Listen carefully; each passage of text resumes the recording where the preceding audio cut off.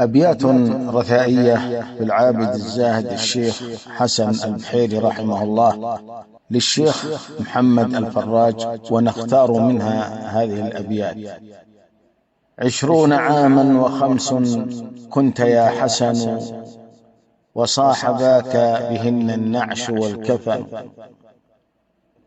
واليوم أنت الذي في النعش يحمله أحبابه، أنت من في قبره دفن.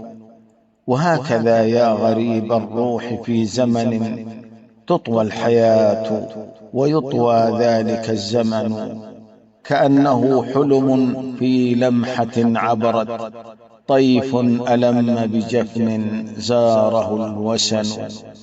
صبرت عن زخرف الدنيا وزينتها صبر الكرام، وأنت القادر القمن، وابتل منك عروق طالما ظمئت، وارتاح من بعد بعد الشقة البدن. آمالنا يا حبيبي لا حدود لها، بأن تكون لك الحسناء والحسن. يا لهف نفسي على الأخيار قد تركوا، قلوبنا يحتويها الهم والشجن.